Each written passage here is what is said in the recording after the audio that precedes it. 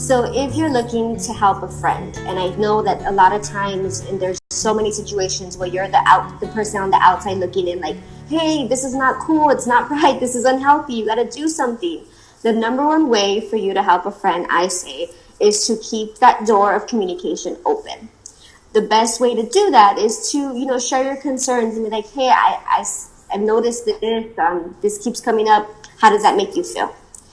If you go in and ask the person and have the conversation without blaming them, because it's different when you go and you're like, hey, that your boyfriend or your girlfriend, they're not good for you. You need to break up.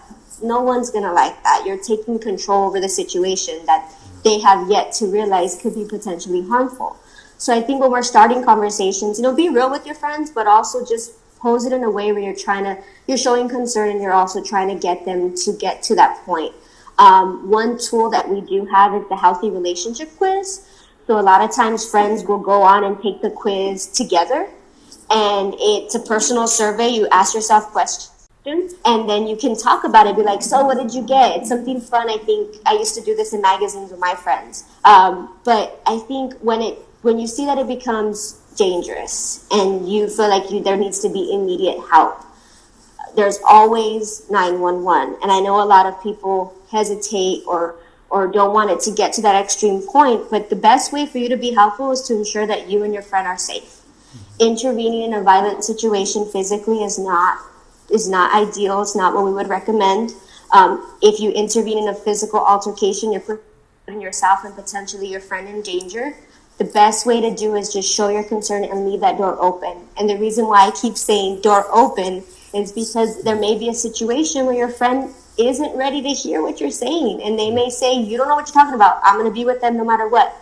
And you, as the person on the outside looking in, it's so obvious to you. And you may be like, well, I'm not going to talk to you until you leave.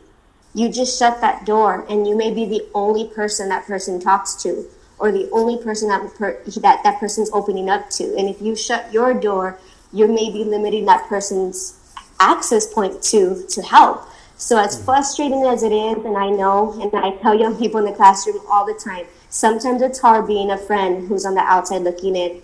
A lot of times it's difficult because you just want to, make all the decisions for them. But the best way is if we're creating those cultures and everyone's recognizing that it's unhealthy, your friend's going to start recognizing that. So start the conversation. If it gets serious, please report. There are ways for you to report, domestic violence or dating violence on campus. In high schools, you can talk to a counselor. Keep safety in mind. And if you need support for yourself, like I said, the hotline, you can call as a friend and say, walk me through this. What can I do? I keep talking to my friend, and if they don't listen is probably the number one question I get. What do you do when people don't listen? And as a friend, the best thing to do is stand by them, support them, and show them that you care about their safety, you care about them, and you're there for them when they're ready.